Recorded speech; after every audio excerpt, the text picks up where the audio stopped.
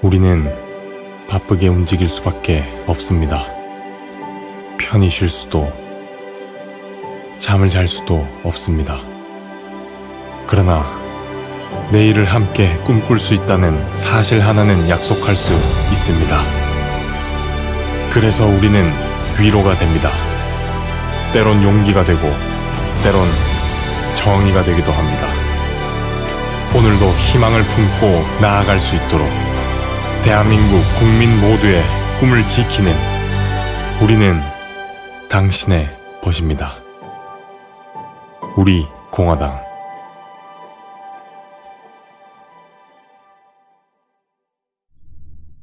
안녕하세요. 안녕하십니까.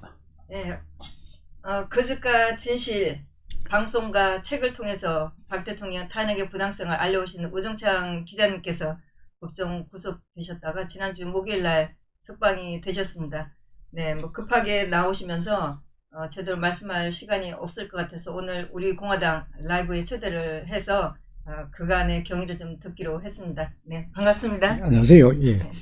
그동안에 제가 이제 이 우종창의 거짓까지 이진아 씨께서 저를 상당히 도와주셨고, 저하고 같이 이제 방송을 하셨는데, 마침 제가 이제 출소를 하고 난 뒤에 다른 어떤 유튜브나 매스컴보다는 일단 이진아 씨가 진행하는 우리 공화당에서 하는 방송, 여기서 제일 먼저 나가야 될 것 같아가 오늘 나왔습니다. 감사합니다. 예. 그러니까 궁금해 하시는 것, 특히 우리 공화당 당원 여러분들께서 궁금해 하신 것들을 많이 저한테 물어주시면은 제가 다 대답을 해드리고, 그리고 또 제가 또 하고 싶은 이야기가 있으면 또 이야기를 하겠습니다. 네. 예.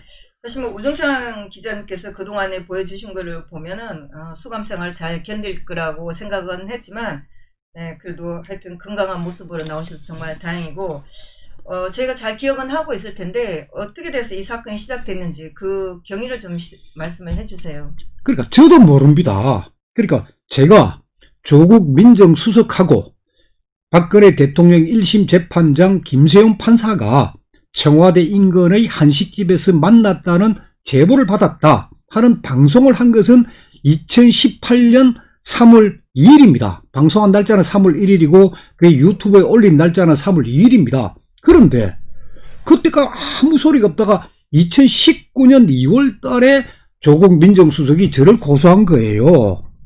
그러니까 저는 1년 전 방송이다. 그리고 저도 충분히 조국 민정수석이나 김세윤 판사한테 질문지를 다 보냈습니다.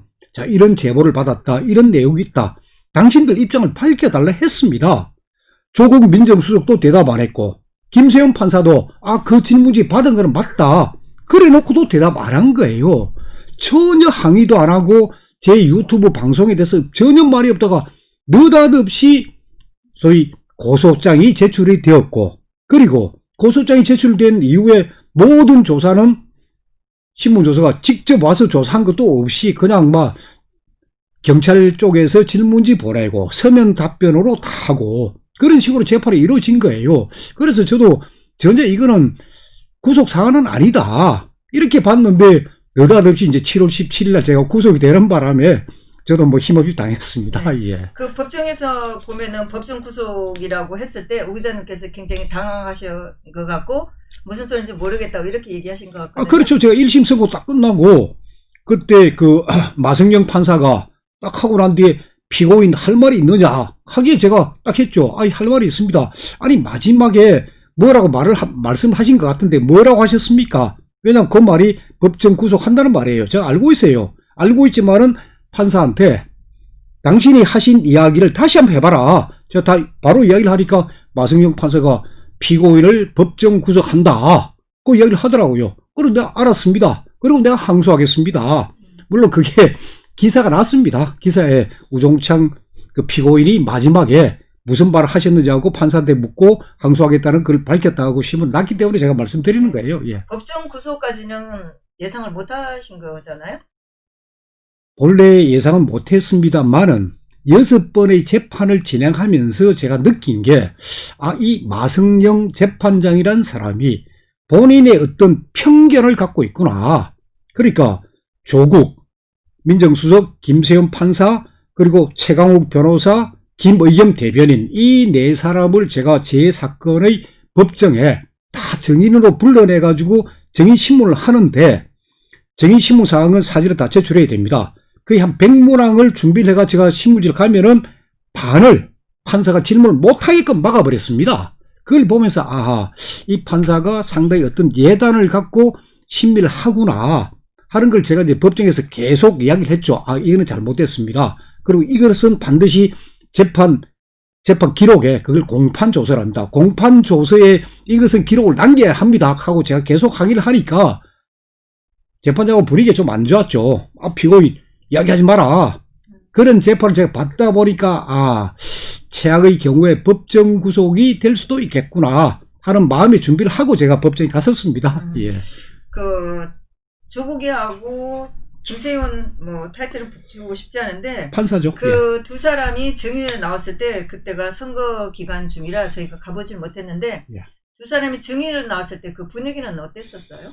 그래서 본래 순서는 이제 조국 민정수석이 먼저 하고 그 다음에 김세윤 판사가 하기로 했는데 사실 두 사람이 들어온 걸 아무도 못 봤어요. 그러니까 저도 이 사람들이 진짜 안 온 줄 알았어요. 사실은 재판이 안 될 줄 알고. 별도의 문을 통해서 왔어요. 그거는 피고인이란다. 증인들이 원하면 됩니다. 재판부에다가 소위 별도의 출입구로 통해서 들어오고 싶다 하면은 할 수가 있습니다. 그래서 나중에 기록을 보니까 별도의 출입구를 원했더라고요. 그러면 일단 조국 민정수석이 하고 그 다음에 김세윤 재판장을 해야 되는데 또 바꾼 그 순서를 김세윤 판사가 먼저 증인대 앉고 그 다음에 조국 민정수석을 앉혔습니다. 근데 어쨌거나 뭐 신문이 다 이루어진 거예요. 그때 이루어졌는데 신문상 준비했던 신문사항이 한 100가지를 준비했으면은 50문항은 다 잘렸습니다. 질문하지 마라 해가지고 다 잘렸습니다. 아니 그래서 그런 부분들은 제가 이제 항소심 재판부의 항소 유서에다가 제가 이런 부분들을 그러니까 이 방송을 하게 된 것은 박근혜 대통령 재판 그 재판 과정에서 보니까 청와대가 계속해서 박근혜 대통령을 석방시키지 않으려고 노력을 하고 있다. 그렇기 때문에 선거 전에 두 사람이 만난 것 같다는 제보를 내가 받았다. 그래서 방송을 했다 하는 이유를 제가 계속 설명을 했는데 그 부분들 청와대가 박근혜 대통령이 풀려나지 않게끔 막으려고 했던 시도들 예를 들면은 2016년 10월 13일 날 박근혜 대통령 2017년 아닙니다. 2016년 17년 10월 13일 날 박근혜 대통령 1차 재판 거의 구속 만기 6개월 앞둔 시점에 김세윤 재판장이 소위 추가 구속 영장을 발부를 하는데 바로 그 전날 임종석 대통령 비서실장이 그냥 긴급 브리핑 해가지고 세월호 문건이 발견됐다. 청와대에서 세월호 이 시간을 조작한 문건이 발견됐다 하는 걸 긴급 브리핑으로 전 언론에 보도를 했습니다. 그 얘기는 뭐냐? 다음날 하는 박근혜 대통령 추가 구속영장 심리 때 참고하라는 그 시그널입니다. 사인입니다. 거기다 그 전에 7월 달에는 청와대 캐비넷에서 300건의 문건이 발견됐다. 그런 식으로 계속 추가 구속영장의 필요성을 계속 이야기해 왔던 거예요. 그렇기 때문에 조국 민정수석하고 그러니까 청와대의 정보 책임자하고 1심 재판장하고 만날 가능성은 충분히 있다고 생각을 했고 그런 제보가 있었기 때문에 제가 제보 내용을 소개를 해드린 겁니다. 예. 오늘이 10월 13일이라 3년 전에 그 날하고 같은 날이거든요. 아, 예. 2017년 10월 13일 날 저희들이 중앙법원 앞에서 시위를 하고 그리고 그 석방한다는 얘기가 나오지 않아서 다시 서울구치소로 갔다가 거기서 5시가 넘어서 박 대통령을 구속 연장한다 이런 얘기 듣고 굉장히 가슴 아파했던 날이라 오늘 또 인터뷰를 날짜를 잡은 것이 굉장히 뜻이 있다는 그런 생각이 들었는데 사실 그 당시에는 우리가 최강욱이라는 사람에 대해서 전혀 모르고 있었잖아요. 예. 그 제보하신 분이 이 사람에 대해서도 구체적으로 얘기를 했었나요? 그렇죠. 그렇기 때문에 제가 믿은 거죠. 제보한 시점이 2017년 1월에서 2월 사이입니다. 2월 사이인데 아니 그냥 지나가는 말로 조국 민정수석하고 김세윤 판사가 만났다. 뭐 청와대 밥 먹었다. 이렇게 하면 저는 안 믿었을 거예요. 그런데 그 자리에 한 사람이 더 있었다. 그래 누굽니까? 최강욱 변호사다. 최강욱 그때 저도 몰랐어요. 최강욱 아무도 모르는 시점이에요. 그렇기 때문에 야 이거는 제보자만이 알 수 있는 특별한 경험이다. 그래서 제가 이거는 믿어도 좋다. 그리고 그분이 어떤 분인지에 대해서는 제가 1심 재판 과정에서 의견서로 대충 써낸 게 있습니다. 제가 써낸 게 있고 그분의 말씀에 대해서는 저는 지금도 믿고는 있지만은 제 재판 때문에 그분한테 제가 피해를 줄 생각이 없기 때문에 제가 자세히 말씀은 안 드리고 있을 따름입니다. 근데 제일 중요한 건 어쨌거나 박근혜 대통령 탄핵과 수사와 재판이 위법하고 부당하게 이루어졌다는 거, 그건 기록에 남겨야 되고, 더욱 중요한 거는 추가 구속영장, 그게 발부가 안 됐어야 됩니다. 그게. 그러니까 어떤 사람들은 롯데 70억 그리고 SK 89억 그 두 가지다, 지금 언론에 전부 다 그렇게 보도되어 있습니다. 그게 아니에요. 박근혜 대통령 추가 구속영장은 SK 89억 뇌물 요구에 따라 사건입니다. 롯데는 들어있지도 않습니다. 그런데 지금 언론 보도에는 롯데 70억도 그 추가 구속영장에 포함되어 있다고, 그렇게 지금 잘못된 보도가 지금 기록에 남아 있거든요. 그런 것도 바로 잡아야 됩니다. 그 언론들이 지금 이 두 가지를 가지고 계속 보도하는 이유는 뭔가요? 법원에서 그렇게 발표를 기록 안 해요. 법원에서는 안 했죠. 기록을 안 봤으니까요. 박근혜 대통령의 1차 구속영장을 보고, 그리고 2차 구속영장을 보면은 어느 분은 그러니까 롯데 70억은 1차 구속영장에 다 들어있습니다. 그걸 갖고 추가 구속영장 발부하면 그거는 판사가 양심이 없는 판사예요. 그러니까 그 부분은 빠진 거예요. 그래서 SK 89억만 갖고 소위 말해서 추가 구속영장을 발부했는데, 그 부분의 잘못을 지금 어느 언론도 지적하고 있지 않으니까 저는 그 부분이라도 반드시 기록에 남아야 된다. 그래야 이 판사들, 이런 부분들이 앞으로 영장이랄까, 이런 기소랄까, 이런 재판 과정에서 사실대로 기록을 남겨야 될 거 아닙니까? 예. 2017년 10월 13일 날 그 최강욱이가 나와서 했던 그 방송을 언제 발견을 하셨나요? 사실 저도 이거를 오종창 기자님 법정에서 보고 굉장히 놀랐고 많이 알렸는데, 많은 사람들이 너무 잔인하다, 이 내용이 너무 보기가 힘들어서 안 본 분들도 있지만, 저는 굉장히 이렇게 의도적으로 봤는데 굉장히 가슴 아픈 그런 내용이고 악의적인 방송이었었거든요. 그 부분 했습니다. 그 무렵에 다 했습니다. 정봉주의 팟캐스트 해가지고 그게 상당히 인기가 있었습니다. 그러니까 그런 걸 다 봤기 때문에 제가 뭔가 있다, 의도가 있다, 박근혜 대통령이 절대 석방해서는 안 된다. 그러니까 박근혜 대통령의 영향력이에요. 박근혜 대통령이 진짜 뇌물이나 받고 돈이나 받고 쓸데없이 퇴임부에 대비해가 미래재단 만들어 했고 그런 게 있는 그런 분 같으면 안 되는데, 박근혜 대통령 지지하는 그 세력, 그리고 본인께서 워낙 깨끗하신 분이니까, 그러니까 이 정권은 어쨌거나 다른 거, 세월호 아닙니까? 지금 세월호 문건 시간 조작했다는 거, 그리고 청와대 민정수석실 캐비넷에 문건 300건 있다. 아니 문재인 정권 들어서고 한참 온데 그럼 그전에 문건 안 채웠겠습니까? 그런 게 발견됐다고 하니까 참 이 정권이 참 묘한 행동을 하는구나. 그게 최강욱까지 나와가지고 구속영장 반드시 떨어진다 하고, 그렇다면 뭔가 이게 있다, 그런 제가 생각을 했던 거예요. 그러나 증거는 없었는데 이제 제보가 있었기 때문에 제가 그러면 제보 내용이라도 소개를 해야 되겠다, 그렇게 한 겁니다. 조금 전에 말씀을 하셨지만 항소 이유서를 올려놓은 거를 제가 봤어요. 예. 거기에 대해서 제보자에 대해서 굉장히, 제가 봤을 때는 굉장히 자세하게 나와 있다고 생각을 했었거든요.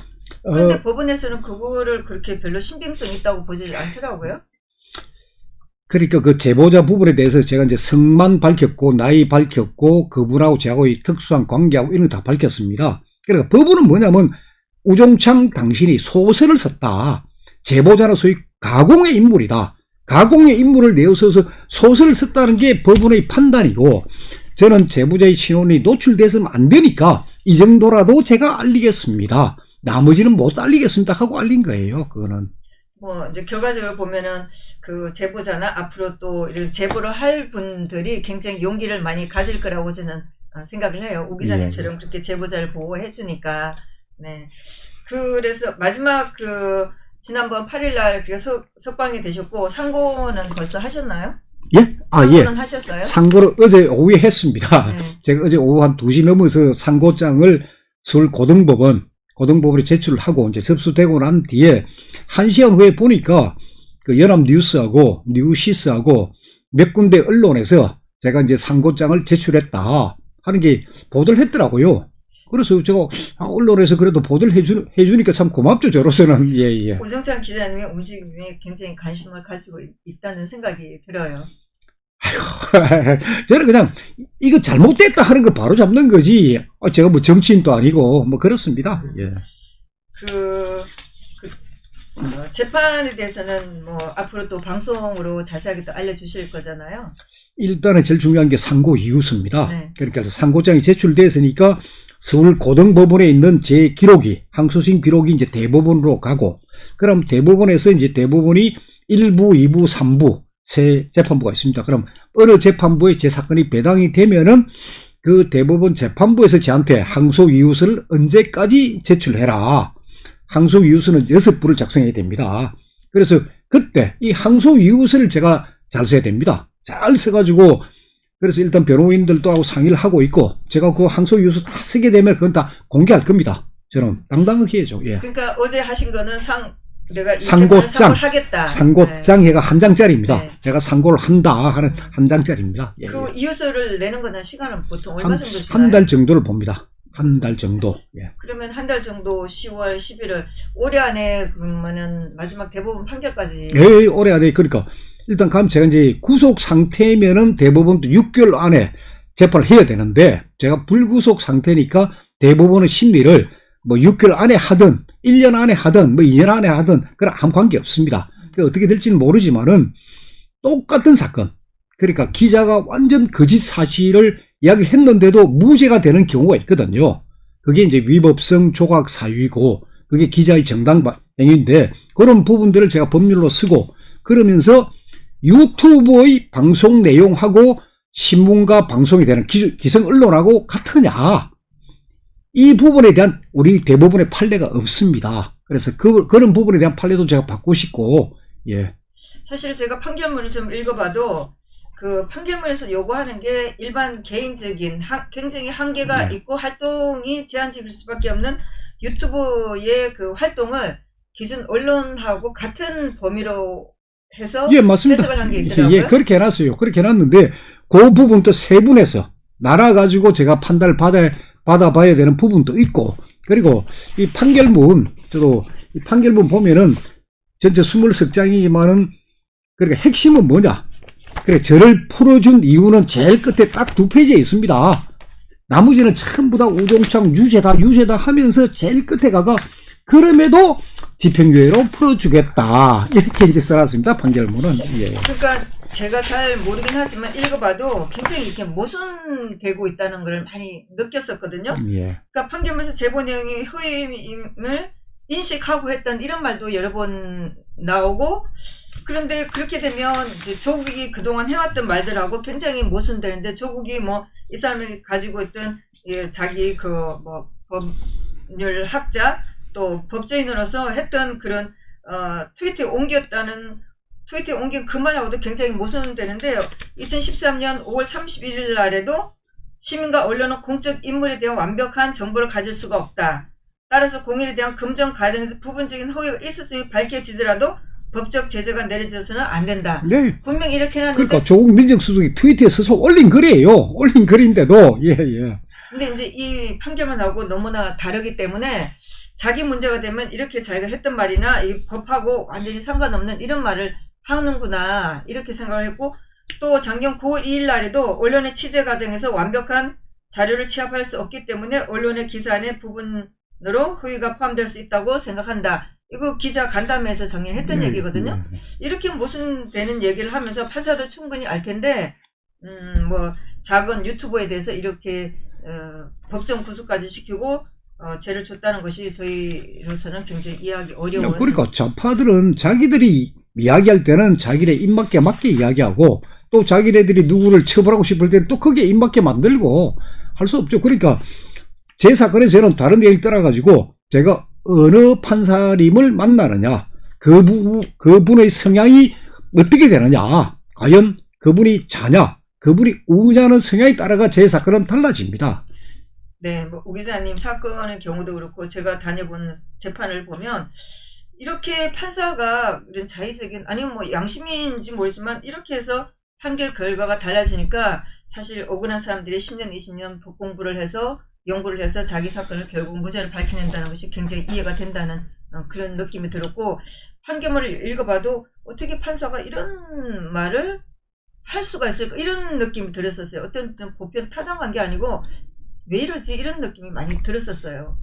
그래서 판결문은 이게 다 남아 있습니다. 남아 있기 때문에 앞으로 이제 젊은 분들이 이런 판결문 분석 작업도 해야 됩니다. 예. 이게 기록으로 다 남아 있기 때문에 어느 판사의 몇 년도 어느 판결문은 이런 점에서 잘 됐다든지 잘못됐다든지 하는 기록으로 남기는 그런 작업을 누군가 해야 됩니다. 또 제가 정경심 재판에 들어갔을 때 보니까 사실이 이렇게 다 밝혀졌었어요. 그러니까 마지막에 변호사가 하는 얘기가 그런 거는 검사님이 밝히세요. 이렇게 얘기를 하는 거예요. 그러면 재판장에서 좀 의문심 되는 게 있으면 그걸 검사한테 떠넘기면 저는 제가 봤을 때 오종찬 기자님 재판에서도 검사가 밝혀야 될 필요가 있다고 생각하거든요. 근데 지금 이거 댓글을 보니까 많은 분들이 그 뭐 대통령 권한에 대해서 여쭈고 하는데 뭐 재판 이야기는 재미없으니까 재판 얘기는 오종찬 기자님께서 앞으로 밝혀주실 거라고 생각하고 네, 뭐 댓글로 온 거를 제가 오정찬 기자님께서 보시고 말씀해 주실 수가 있고 네, 저도 질문을 많이 적어왔습니다. 일단은 댓글로 보이는 게 대통령님 건강은 괜찮으신 오 기자님 건강은 또 어떠신지? 저는 괜찮습니다. 네, 건강 진단을 받아보셨나요? 아니요, 뭐 받을 필요도 없고 다만 이제 서울구치소에서 밤 9시에 자는 게 습관이 되다 보니까 9시만 되면 졸립니다. 그거 외에는 뭐 제 건강은 아무튼 9시라고 그러면 또 아침에 기상은 몇 시에 6시 합니다. 6시 일하고 9시인데 굉장히 하루가 바쁘게 흘러갑니다. 그래서 언제 나중 질문에서 그 되면 제가 구체적으로 생활 한번 말씀을 드리고 박근혜 대통령 근황은 어떻게 되나요 하는 질문인데 저 부분에 제가 분명히 말씀을 드리겠습니다. 그러니까 제가 일단 박근혜 대통령께서는 2017년 3월 31일 새벽에 서울구치소에 수감될 때의 모습, 그 모습 그대로 지금 계십니다. 그러니까 제가 직접 확인한 건 아니고 제가 서울구치소 교도관 그리고 수용자들을 통해서 제가 간접적으로 확인을 했습니다. 뭐 체중이 30kg다, 굉장히 몸이 말랐다는 그런 말이 있는데 다 가짜 뉴스입니다. 박근혜 대통령께서는 2017년 그 모습 그대로 계시고, 체중하고 전혀 관계 없으시고, 그 다음에 그 방에 뭐 CCTV가 설치돼서 모든 걸 감시한다. 그것도 거짓말입니다. 박근혜 대통령께서는 조금, 그러니까 일반 수용자들보다는 조금 큰 방에서 본인께서 계시고, 그리고 그 방에는 CCTV가 설치되어 있지 않고, 서울구치소에서도 그 전직 대통령이시기 때문에 전직 대통령에 대한 예우는 충분히 하고 계십니다. 예를 들면은 제가 있었던 감방에 국가정보원의 소위 고위공직자가 같이 수감이 되어 있었습니다. 저하고 같은 감방이기 때문에 제가 이제 수시로 그분하고는 얼굴도 볼 수 있고 하는데 그런 분의 경우에도 서울구치소 소장이나 보안과정이나 이런 분들이 뭐 한 달에 한두 번 정도 불러서 혹시 생활에 불편이 없으시냐, 어떤 걸 우리가 지원해 주면 좋겠느냐, 뭐 그런 자리를 다 하고 있다는 걸 제가 다 알고 있습니다. 그래서 박근혜 대통령 건강이나 뭐 이런 부분에 대해서는 걱정 안 하셔도 되는데, 다만 이제 요즘 뭐 일주일에 2번씩 병원에 가는 문제 때문에 뭐 다른 병이 있지 않느냐고 하는데 제가 보기에는 그렇습니다. 왼쪽 회전근개, 왼쪽 어깨 회전근개 이쪽 부분에 대해서는 이미 수술을 하셨습니다. 석 달간에 걸쳐서 서울 강남 성모병원에서. 그러나 오른쪽은 못 하셨어요.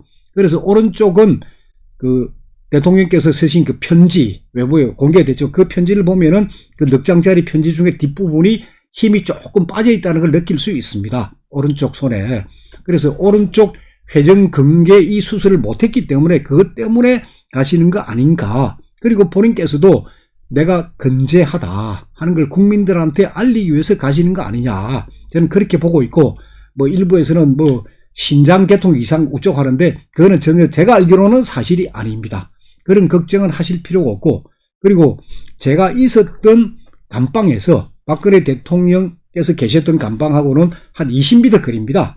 그러니까 운동 시간에 나가면 바로 제가 보입니다. 보이는데 제가 근처까지는 갈 수 없었고, 대통령께서의 어떻게 지내시고 하는 부분에 대해서는 제가 나름대로 그 서울구치소에 제가 83일 있었지만은 나름대로 간접적으로 확인해서 오늘 말씀드리는 겁니다. 예. 박 대통령이 밖에서 운동을 하시나요? 예.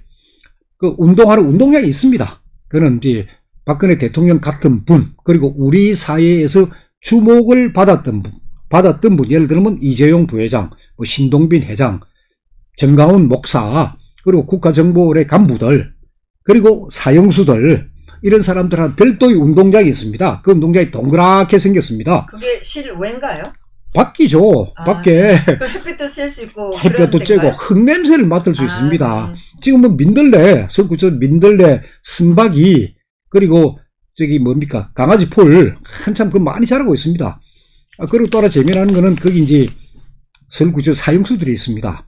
사형수들은 사형 집행되기 전까지는 미결수예요. 그래서 그 있는데 이 사형수들은 운동장, 자기 나름 운동장, 그러니까 동그랗게 생긴 운동장을 6토막이 나와 있습니다. 그러니까 그 밖이라는 말씀이시죠? 서울구치소 감방이 있고, 네. 감방 옆에 밖에 운동장에, 운동장이 있고, 그 운동장이 동그랗게 됐는데 가운데에 교도관들이 감시를 하고, 그게 6개로 나눠져 있습니다. 그러니까 피자 나누듯이, 피자 쪼개듯이 나눠져 있는 그 네모난 공간에 한 분씩 들어가서 운동을 합니다. 1시간씩. 쭉 이제 걷고 하는 거예요. 걷고 해도 되고, 뛰어도 되고.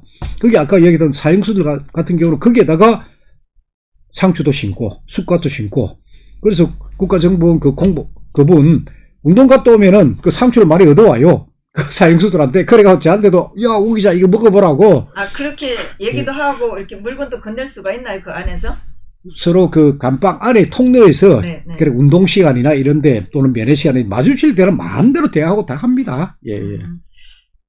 다시 한번 그 박 대통령이 밖에 나가서 건물 밖으로 나가서 운동을 하신다는. 그렇죠. 감방 밖에 동그랗게 생긴 그리고 그런 여자 수용자들의 그 운동장입니다. 거기에 대통령 혼자 계십니다. 뭐 그전에 얘기들은 박 대통령이 밖에도 안 나가시고 운동을 안 하신다 이렇게 했는데. 이제 대통령이 햇빛을 밖으로 나가시고 그렇죠. 운동을 하신다고. 예. 그건 제가 다 확인했습니다. 운동 다 하고 계십니다. 예. 뭐 사실 걱정은 했지만 오종찬 기자님께서 만일에 구속이 된다면 저 개인적으로는 서울구치소로 갔으면 좋겠다 이렇게 생각했고 오종찬 기자님이 서울구치소로 간다고 했을 때 저는 사실 쾌재를 불렸거든요. 그래서 오 기자님이 잠입 럽보 같은 뭔가를 좀 알아봤으면 했는데 박 대통령께서 밖에 나가서 운동까지 하신다 이렇게 하니까 저희는 굉장히 안심스러운. 그러니까 서울구치소가 물론 국가보안시설은 맞습니다. 서울구치소에 감방이 16개가 있습니다. 그래 1동부터 16동까지 16개 감방이 있고 감방 하나마다 이게 3층 건물이에요. 3층 건물 상중하. 그래 1층, 2층, 3층이라 표시 안 하고 이제 상은 3층이고 중은 2층이고 이제 하나 1층이에요. 이런 건물인데 서울구치소는 미결수만 수용되는 곳인데도 일부 기결수가 있습니다. 그래서 미결수하고 기결수는 구분해야 되니까 1동부터 5동까지가 이제 기결수가 거주하는 방이에요. 그래서 거기를 A구역이라 합니다.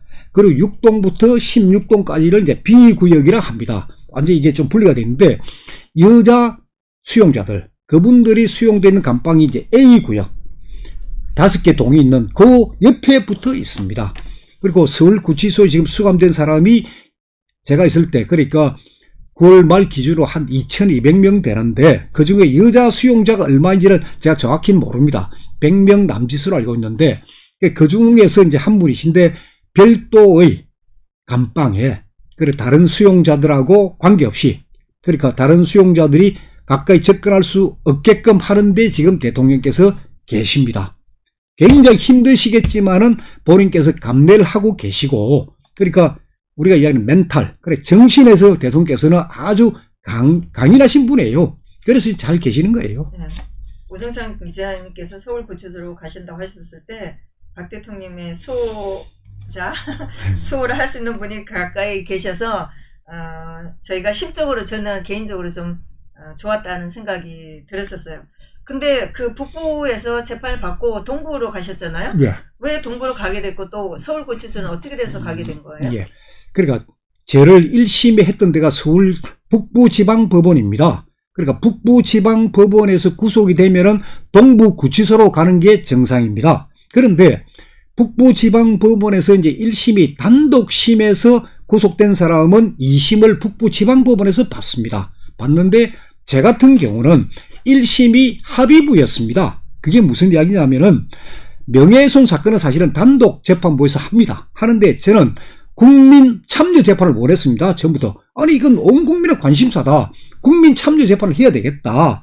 했는데 국민 참여 재판을 원한다 보니까 이제 처음에 단독 재판부로 결정이 되었다가 이게 합의부로 바뀌면서 합의부 재판부, 그러니까 마성영 재판장이 있는 이 재판부에서 이 증인 4사람을 한꺼번에 부를 수가 없으니까 이거 국민 참여 재판 하지 말고 그냥 합의부로 하자. 그 제가 이제 거기서 뭐 속는 바람에 그냥 하다 보니까 구속이 됐는데 뭐 그래 되다 보니까 제가 일단 구속이 됐습니다. 합의부에서 구속이 되니까 일단 동부구치소로 왔지만은 합의부 구속이 되면 서울고등법원으로 가야 됩니다. 서울고등법원으로 가야 되니까 서울구치소로 제가 이감이 된 겁니다. 구치소가 바뀐 거예요. 그러니까 7월 17일 날 구속이 돼서 동부구치소에 수감돼 있다가 8월 3일 날짜로 제가 이제 동부구치소에서 버스를 타고 서울구치소로 이감이 제가 된 겁니다. 아, 그러면 서울구치소를 가는 거는 아시고 계셨겠네요? 아니 저는 처음 몰랐죠. 지금 코로나 사태고 하니까 못 갈 줄 알았는데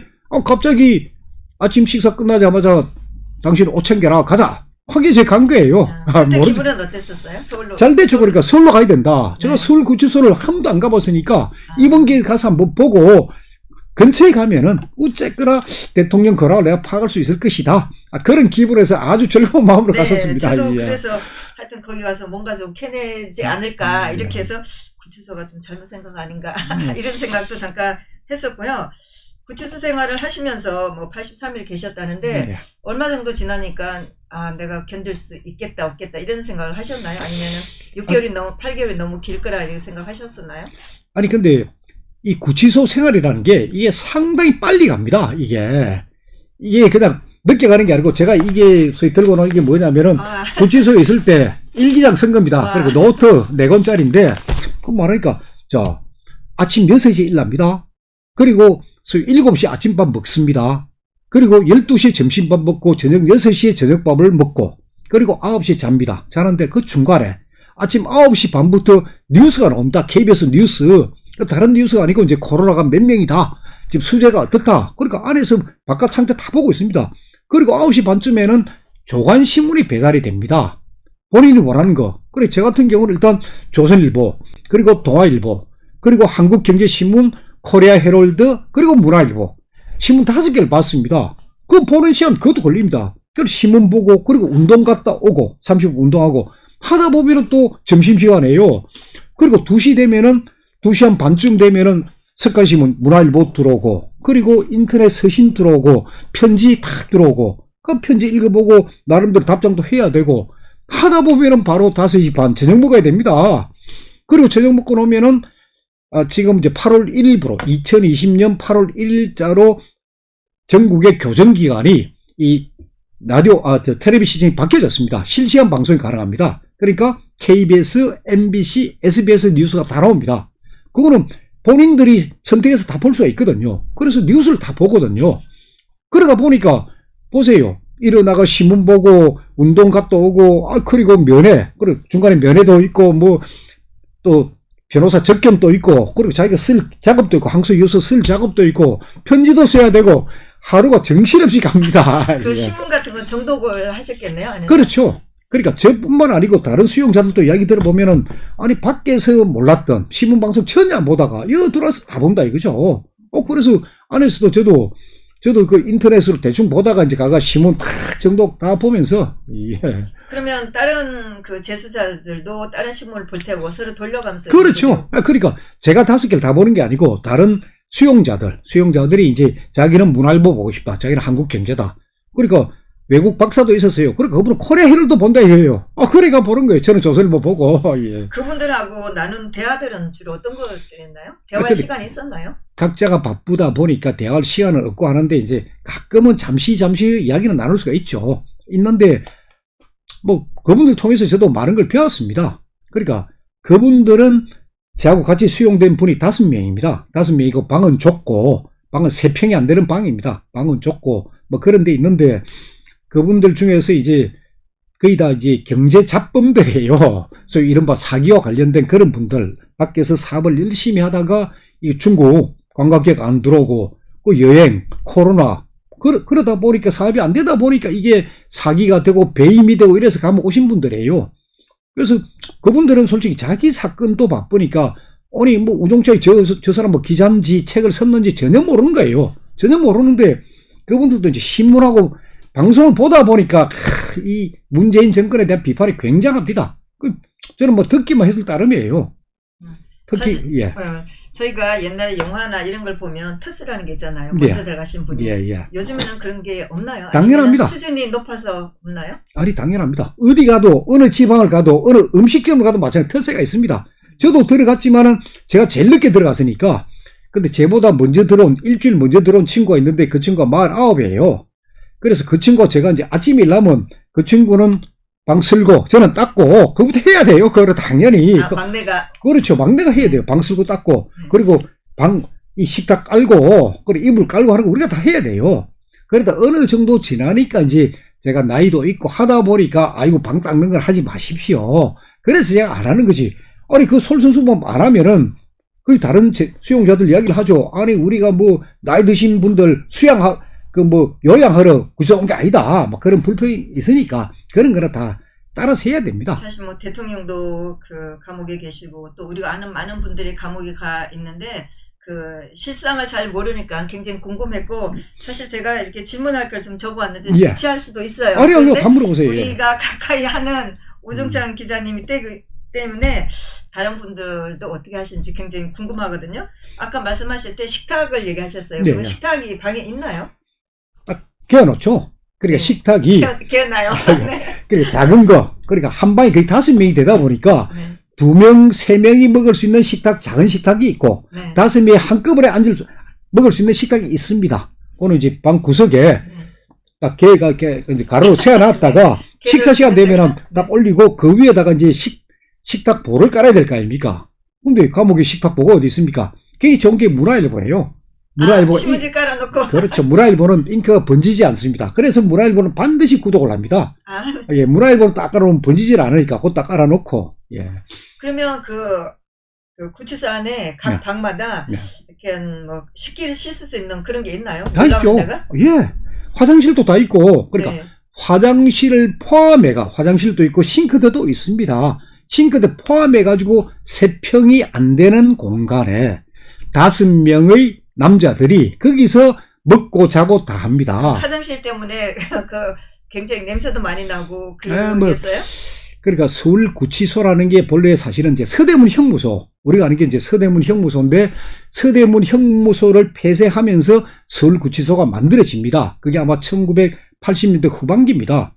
그때 이 서울구치소 청계산 자락에 처음 만들어질 때 서울구치소가 아주 현대적 시설입니다. 그게 뭐냐? 소위 양변기가 설치되어 있었어요. 그 전에 이제 감방이라 하면 대부분의 사람들이 아는 게 그냥 앉아서 이제 화장실 쓰는 걸로 다 알고 있고 화장실 안에서 씻기를 다 닦고 하는 걸로 알고 있는데 서울구치소가 그걸 바꾼 거예요. 그래 양변기가 설치되어 있으니까 그 앉고 옆에 싱크대가 있습니다. 싱크대에서 쓸고 닦고 내가 먹는 건데 깨끗하게 해야죠. 각자가 그것도 아니에요. 시키게 되나요? 돌아가면서 합니다. 하루에 한 명, 하루에 한 명씩. 그러니까 제가 식사 당번이 되면은 아침, 점심, 저녁까지는 제가 딱 닦고 제가 하는 거예요. 네, 예. 저기 질문에 보니까 냉난방이 어떠냐고 질문하고 그렇죠. 있어요. 이 서울구치소가 제가 가보니까 제가 갔을 때는 여름철입니다. 7월 17일 날 구속이 됐고 그리고 제가 8월 3일 날 서울구치소로 왔기 때문에 굉장히 더웠는데 그때 서울구치소에는 선풍기 하나밖에 없었어요. 하나밖에 5명 있는 방에. 그리고 제가 오고 난 뒤 얼마 안 돼서 선풍기 하나 더 설치가 됐습니다. 2개. 이게 이제 24시간 돌아가면서 수시로 꺼줍니다. 껐다가 이제 켜주고 안 그러면 과일되니까. 그거 있었고 그리고 10월 초에 들어와가지고 굉장히 이 기온이 확 떨어졌습니다. 떨어졌는데 10월 8일 날 그러니까 제가 그날 아침에 불이 들어왔습니다. 아침에 일하니까 막 방이 뜨끈뜨끈합니다. 그래서 오늘 좋은 일이 있겠다. 저도 그런 생각을 했는데 그래서 제가 알아봤죠. 알아보니까 그거는 기온이 떨어지면은 난방은 언제부터 해준다는 그런 정해진 날짜는 없고 기온이 떨어지면은 이거 난방을 해준다. 그래서 서울구치소는 10월 8일부터 난방이 시작이 됐습니다. 그 난방은 바닥에 이제 소위 전기가 깔려가지고 열이 확 들어오는 건데 새벽 1시에 들어옵니다. 새벽 1시에 쫙 들어와가지고 이거 올려놓고 그러면 아침 11시까지 지탱이 됩니다. 그러고 나서 이제 불이 꺼지고, 예, 춥지는 않습니다. 예. 또 저기 질문을 보니까 예. 화장실에 문이 있냐고 예. 물었어요. 화장실에 문이 달려 있습니다. 달려 있는데 이제 우리나라 이 교정기관에 거기서 사실 자살하는 사람들이 좀 됩니다. 보도가 안 돼서 모를 따름이지 서울구치소도 그냥 가끔 몇 년에 한 번 꼴의 그 자살자가 있다고 합니다. 그래서 서울구치소는 밑에까지는 그까지는 안 보게 되어 있지만 위에 얼굴 윗부분은 볼 수 있게끔 되어 있습니다. 유리가 아니고. 그 우종천 기자님은 계시는데도 그렇게 돼 있어요. 마찬가지입니다. 예. 네. 그러니까 내가 화장실에 있을 때 이제 교도관이 지나가면서 이 방에 5명이 있어야 되는데 4명밖에 없다. 그럼 한 명 어디 갔냐? 그럼 화장실에 손 들면 예, 화장실입니다. 예. 그러시면 빨래나 목욕은 어떻게 하셨어요? 빨래는 일단은 구치소에 세탁기가 있습니다. 그래서 빨래는 모아가지고 그러니까 속옷, 그러니까 팬티하고 런닝만 피하고 속옷만 지은 나머지 부분들 물론 속옷도 내놔도 됩니다.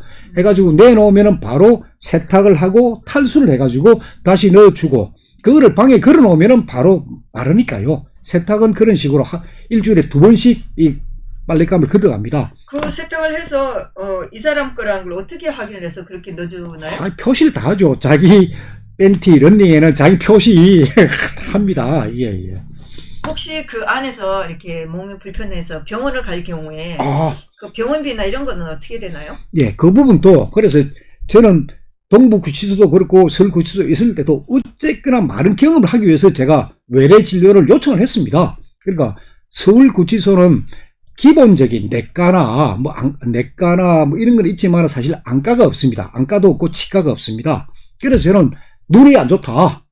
그래서 이런 이유로 안 좋다 하니까 외래 진료. 그럴 경우에는 서울구치소에서 안 되니까 외래 진료를 나갈 수가 있습니다. 그래서 저도 박근혜 대통령께서 호송차 타고 강남 성모병원에 가시듯이 저도 호송버스 타고 저도 병원에 간 적이 있습니다. 그리고 그 차에서도 교도관을 상대로 제 치료도 하고 그러니까 저는 뻘뻘뻘 다녔습니다. 서울구치소에서. 잠깐 또 예. 댓글이 올라갔는데 예. 바닥 난방이 되지 않는다 이렇게 아니. 그 바뀌었나요? 다들 바닥 난방으로? 그래 처음에 1980년대 후반기에 서울구치소에서는 마룻바닥이 됐으니까 바닥 난방이 안 되는데 지금은 바닥 난방이 잘 되고 있습니다. 예. 또 제가 궁금한 것은 예.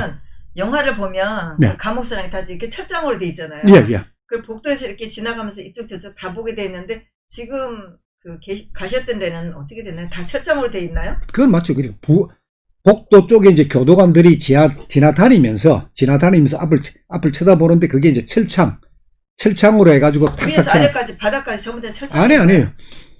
그러니까 어느 정도 키 높이 정도 요 정도까지는 벽으로 돼 있고 벽 그 사이에 배식구 구멍이 나 있어요. 글로 밥이 들어옵니다. 그걸 없애야 되죠. 배식구란 거는 그 일본 말이에요. 그걸 다 없애야 되는데 지금 다른 동부구치소 같은 경우에는 특급 호텔이에요. 가보니까 새로 지었기 때문에. 근데 서울구치소는 아주 낡아 빠졌기 때문에 소위 이 서울구치소 35년쯤 됐을 거예요. 그래 배식구가 있고 그 위에 철창이 있고 그 다음에 출입문 왔다 갔다 하는 문이 있습니다. 문이 있고 그럼 교도관들이 하루에 이제 3번꼴로 점검 지나다니면서 쭉 봅니다. 철창을 통해 가지고 예. 하여튼 제가 계속 질문을 예. 유치할 수도 있지만 아니 뭐 감옥생활 잘 너무나 모르시니까 궁금해서 예. 네, 그 수감되고 나서 사실 항소심 할 때 딱 한 번만 하고 그랬는데 그 나오실 때 모습 이렇게 지난번에 우리한테 설명할 때 줄줄이 몸을 묶어서 이렇게 줄줄이 엮는다고 이렇게 말씀하신 적이 있었거든요. 예. 요즘에도 그렇게 하나요? 수갑을 채우고 뒷사람하고 새끼 이렇게 줄로. 네, 맞습니다. 그러니까 하나요? 저 같은 경우도 동부구치소에 이제 법정 구속이 돼가지고 서울구치소에 오고 난 뒤에 그리고 이제 9월 17일 날이 첫 재판이 잡혔습니다. 그래서 저는 어쨌거나 기가 죽으면 안 되니까 저는 이제 사복, 네. 저도 사복 들고 와가지고 그 감 세탁소 다 해주니까요. 드라이 다 하고 준비해놨고 그날 9월 17일 날 제가 이제 법정에 나갈 때 그때 제가 바로 교도관들한테 이야기했죠. 아니 김경수 지사는 수갑 안 채우는데 나는 왜 수갑 채우느냐? 내 수갑 못 차겠다. 딱 정식으로 네. 저 항의를 했죠. 그랬더니 말은 교도관들도 우리 그거 다 알고 있다. 안 그래 변희재 대표가 이제 고발한 것도 다 알고 있으니까 우리 다 알고 있다. 근데 어쨌거나 수갑 안 차면 못 갑니다. 그래 일단 그럼 좋다. 내가 항의한 것을 기록으로 남겨라. 오종창 수용자가 이런 항의를 했다는 거 기록을 남겨놔라. 그래갖고 제가 수갑을 찼죠. 수갑 차고 이 포성줄. 그래 수갑은 호성 벨트라고 합니다. 벨트가 있고 거기에 수갑 같이 이렇게 묶입니다. 같이 묶이고 그 다음에 중간에 팔을 하고 옆 사람하고 굴비 엮듯이 세 명이 일개조로 묶어버립니다. 그때 기분은 어떠셨어요? 참아야죠. 어쩌겠습니까? 우 기자님은 다 아시니까 예. 또 각오도 하셨으니까 그래서 그리고 난 뒤에 이제 그날 선고 때 뭐 집행유예 선고 딱 나니까 그때부터는 수갑도 안 채우고 그리고 난 뒤에 어떻게 법원에서 바로 집에 가시겠습니까? 자기가 나 선구조 간다. 예, 그날 제가 또 인터뷰도 하긴 했지만 예. 그때 설명을 다시 좀 해주세요. 저희는 안에 들어가셨다가 네. 인사하고 짐 정리하고 이렇게 나오시면 시간이 걸릴 거라 이렇게 했는데 너무 빨리 나오셔갖고 저희가 준비를 못했었거든요. 네, 그렇죠. 그러니까 끝나고 난 뒤에 나오니까 바로 개인적으로 개별적으로 끝나고 난 뒤에 사실 개별적으로도 갈 수 있습니다. 옷이 다 입고 하면은. 그리고 나머지 이제 서울구치소에 있는 짐들은 보내달라면 택배로 보내줍니다. 할 수 있는데 저는 그냥 들어가겠다. 내가 들어가가지고 내 짐들 찾아서 들고 가겠다. 그래서 그 출정되기 전에 법정에 나가기 전에 사실 제가 이제 우리 감방 동료들한테 요 짐은 두 개다. 제가 짐 딱 사놨죠. 만약 혹시 내가 나가게 되면 이 짐만 내보내라. 나머지는 여러분들께서 다 갖고 쓰시라. 이제 하고 그리고 난 뒤에 이제 호송버스를 탔죠. 타게 되면은 이 소위 집행유예자들, 출소자들은 제일 앞에 타고 호송줄도 안 묶고 수갑도 안 채웁니다. 수갑도 안 채우고 그리고 도착하면 서울구치소 도착하면은 철장 안에 안 들어가 그 밖에 내려가지고 이제 사인하고 그 뭐 마지막 남은 옷들, 신발하고 이런 것들 다 찾아가지고 그리고 제 짐 그 우리 동료들이 이제 그 밖에 내준 짐들을 제가 다 들고 그리고 나온 거예요. 그래서 좀 빨리 나왔습니다. 그러면 예. 그 전날 혹시 네. 내일 나갈지도 모르겠다. 네. 이런 등등 얘기를 하셨을 텐데 어떤 얘기를 하셨고 또 그분들이 뭐라고 얘기를 하시는지. 그래서 사실은 이제 우리 변호사 김경철 변호사님 그리고 김태수 변호사님을 만나가지고 과연 항소심이 어떻게 될 것이냐. 그러니까 변호사 나름대로 이제 판단을 하신 거예요. 그게 뭐냐면 20% 항소 기각이다. 그래 못 나간다. 20%는 못 나갈 것이다. 30% 집행유예. 그래 집행유예로 나갈 가능성 30%. 그 다음에 40% 그게 벌금이에요. 그러니까 징역형이 아니고 벌금으로 해가 뭐 벌금 한 1,000만 원쯤 때려가지고 이래 할 수도 있다. 나머지 10%가 무죄다. 그러니까 뭐 일단 이 소위 항소 기각 가능성이 있으니까 준비를 하십시오. 그럼 나도 그래 봤자 내년 3월이면 나가니까 일단 준비를 하겠다.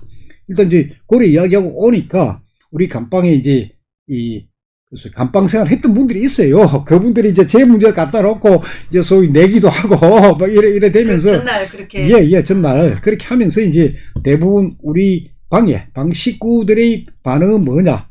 간다 쪽이에요. 100% 간다 쪽으로 집행유예로 풀려난다. 그 대신 무죄는 힘들 거다. 그 사람도 무죄는 아니고 집행유예로 풀려날 것이다. 그분들이 이렇게 밖으로 전하고 싶은 그런 말들을 좀 하던가요? 아니 뭐 제 주소를 아니까 그 안에 있어도 다만 편지가 늦게 갈 따름이지 편지는 바로 주고받을 수 있습니다. 그러니까 구치소에서 제가 편지를 쓰면은 오후 5시에 그다 갑니다. 그다가가 그 다음날 소위 군포 우체국에 바로 이제 들어가니까 제가 편지를 쓰면은 다음날 이제 우체국 가고 그 다음날 배송이 됩니다. 네, 3일째 제가 받는 것 같아요. 네. 그러니까 배송이 되기 때문에 하고 싶은 말을 거의 다 쓰면 되니까. 예. 이제 그분들하고는 또 이제 뭐 특별히 그 악의적인 관계는 아니었었잖아요. 그 안에서 서로 그렇죠, 다들 뭐. 걱정하는 그런 예. 네, 뭐 시국도 걱정하고 이런 상황이었었잖아요. 그러니까 그분들이 예를 들어 편지 보내주면은 저도 편지도 하고 하는 거고 저도 지금 나오자마자 할 일이 너무 많아가지고 지금 정신이 없습니다. 네, 그분도 예. 뭐 경제사범들이라 하니까 네. 웬만큼 수준 있는 분들이고 활동을 하는 분들이라 네, 바쁠 것 같다는 생각이 들고 또 그분들이 나중에 그 우 기자님이 어떤 분이라는 걸 알게 됐나요? 모르고 있고 제가 쓴 책도 모르고 있어요. 끝까지 그거 모르는 모르는 상태로 왔습니다. 그래서 내가 대통령을 묻어버린 그 짓의 산 1권하고 2권이 있다. 집필자는 내다. 그리고 여러분들이 그 책을 구해라. 왜냐하면 구치소 안에서도 일주일에 한 번씩 책을 구입할 수가 있습니다. 그러니까 저자 이름하고 책명하고 그만 쓰면은 바로 책이 들어오니까요. 밖에서는 못 보내줍니다. 코로나 때문에 그 보내는 걸 막고 있으니까요. 예.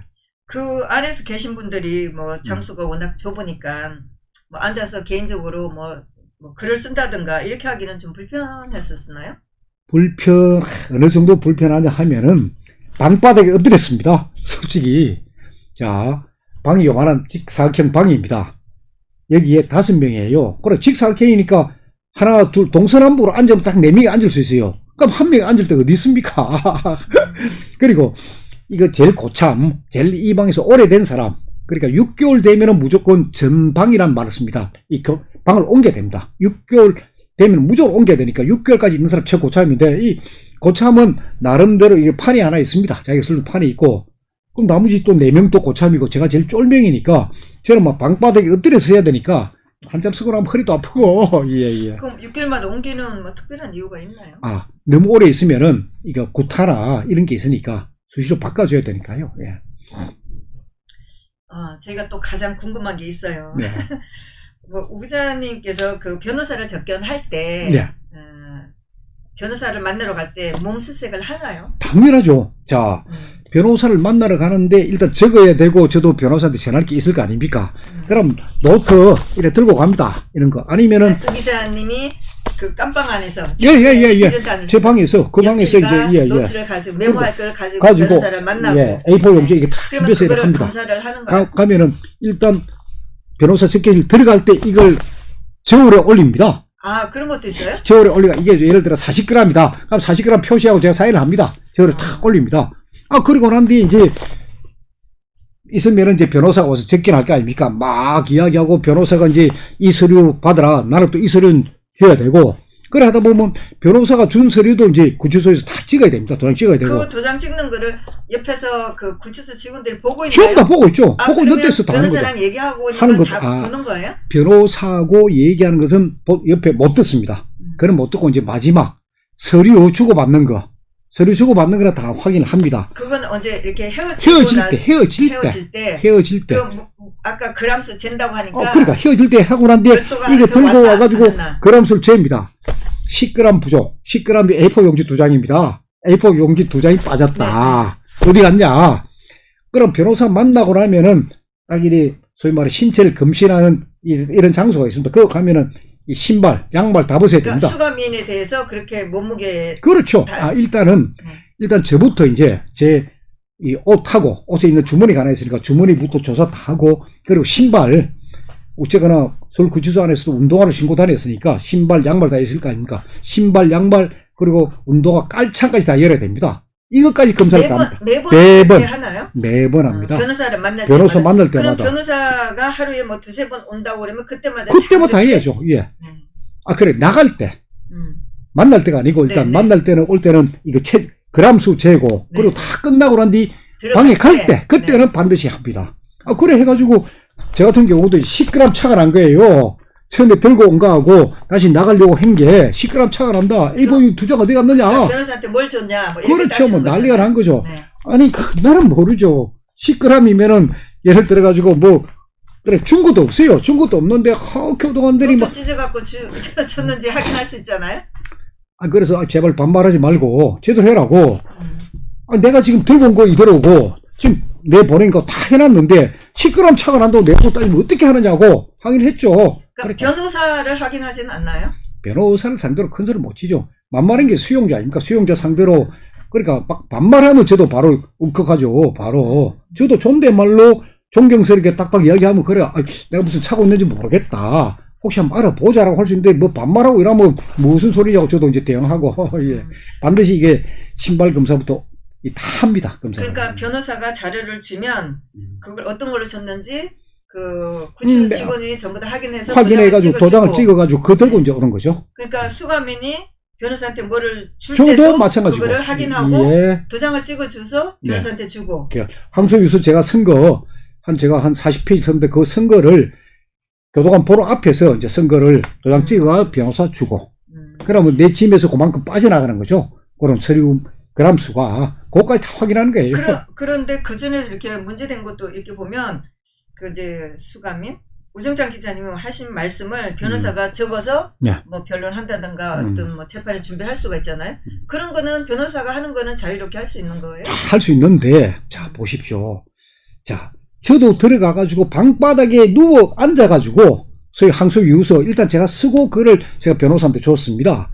왜냐면, 밖에 있으면은 인터넷 보면서 다 검색하고 이미 한번 쓴 거니까, 그 뭐, 복사하고 이런 하면 다 되는데, 굉장히 힘이 들었어요. 그게 뭐냐? 그게 방어권이에요. 네. 그러면은 형이 확정이 안 된 대한민국 국민들은 누구든지 방어권을 줘야 됩니다. 근데 보세요.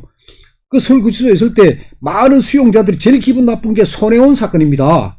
손혜원 전 더불어민주당 의원 1심에서 징역 1년 6월에 실형이 선고됐어요. 그래 놓고도 손혜원 방어권 보장 차원에서 구속하지 않는다? 서울구치소 수용 난리가 났습니다. 아니 손혜원만 방어권 있고 우리는 뭐냐? 손혜원 구속 안 했고 전병헌 전 정무수석 그것도 1심에서 실형 선고하면서도 구속 안 하고 그러니까 방어권을 행사를 하게끔 형이 확정되지 않은 불구속 그런 사람은 불구속 상태로 재판을 해야 됩니다. 우리나라 헌법에도 무죄 추정의 원칙입니다. 형이 확정 안 될 때까지는 무죄예요. 그렇게 해야 되는데 손혜원이나 전병헌이는 밖에서 하라. 구속 안 시키고. 아니 우종창이나 다른 사람들은 전부 다 정강훈 목사는 전부 다 감옥 들어가라. 그거는 아니에요. 그렇게 하는 거는. 그러니까 저도 이 방어권이라는 게 굉장히 중요하다. 그리고 대한민국에서 이 52개의 교정기관에서 수용자 한 사람을 먹여주고 재워주고 하는 예산이 엄청난 예산입니다. 그래 형이 확정되지 않는 사람은 불구속 재판해라. 형이 확정되고 난 뒤에 교도소에 보내가지고 형을 살게 해라. 그러면 서로가 좋은 거예요. 그게 왜 인권이라는 얘기가 굉장히 많이 나오고 했는데 왜 갈수록 그게 악화되는 그런 느낌이에요? 그러니까 그걸 형법에다가 정해놓으면 됩니다. 형법에다가 불구속 재판을 원칙으로 정해놓으면 되는데 헌법에만 정해놓고 형법에 그게 없어요. 다만 그런 정신이라는 것뿐인데 그걸 다 악용을 하니까요. 어떤 사람은 불구속 재판이고 어떤 사람은 무조건 법정 구속이고 아주 잘못되어 있으니까 대한민국 모든 국민이 똑같게 되게끔 법으로 정해야 됩니다. 그런 걸.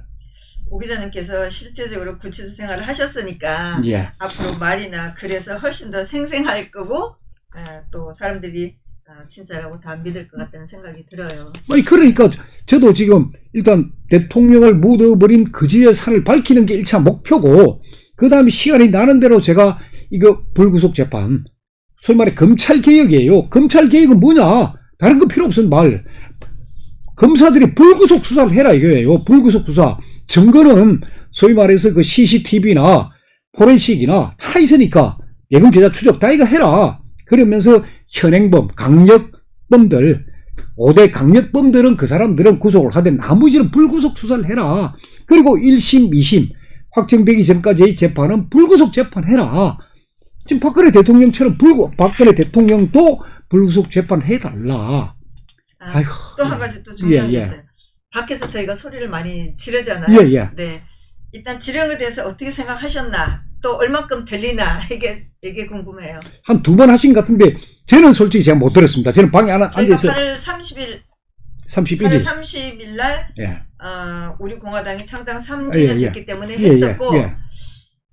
또 잠깐 기자회견도 좀 한 것 같고 그러거든요. 네. 그러니까 저는 방에 있었기 때문에 방에 앉아서 못 들었는데 화장실 그러니까 이 화장실이 서울구치소 정문하고 아주 가깝고 잘 들립니다. 조용하다 보니까 화장실에 있었던 제 방의 같은 수용자가 와 이거 밖에서 지금 고함 치는 소리 들린다고 당신 이름 막 부르고 있다고 무조건데 제 이름 불렀는지 안 불는지 모르겠습니다만은 안에서는 다 들립니다. 근데 그때 마이크 안 썼죠. 대형 마이크 안 쓰고 뭐 그러니까 안에서 다 들립니다. 밖에서 고함 치고 북 치고 하는 소리. 그래 저도 이제 화장실 가서 이 북 치고 하는 소리 다 들었습니다. 네. 지금 뭐 중국 폐렴 때문에 8월 30일 같은 경우도 그 정문 앞에서 뭐 기자회견 정도 했지. 그렇죠. 옛날처럼 그렇게 크게 하는 집회는 할 수가 없었어요. 그리고 그 전에 태극기 집회처럼 저도 그때 구속되기 전에 그때 서울구치소에서 노래 부르고 진짜 마이크로 하면은 안에 다 들립니다. 충분하게. 예. 그래서 저희가 밖에서 그렇게 소리치고 이렇게 하는 게 그분들이 뭐 화장실에 들어가야지만 들리고 일단 안에 있으면 잘 안 들리니까 그렇게 방해된다든가 이런 건 아니에요. 아니겠네요? 아니에요. 수행자들 다 좋아합니다. 좋아요. 오늘도 태극기 국민들 오셨다 박수 치고. 그러니까 저희가 이분들은 사실 좀 미안하기도 하고 좀 아. 그런 것도 있는데 그래도 우리가 좀 소리를 쳐주는 게 또 좋지 않나 이런 생각도 했거든요.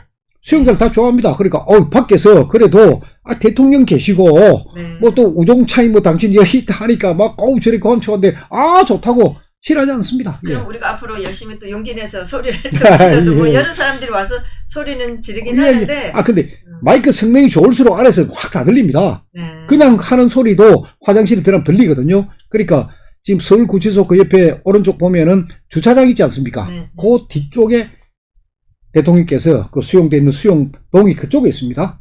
그쪽에 있고 거기서 한 20m 떨어진 곳에 제가 있었습니다. 예. 저기 질문은 계속 잘 안 올라오는데 네. 네.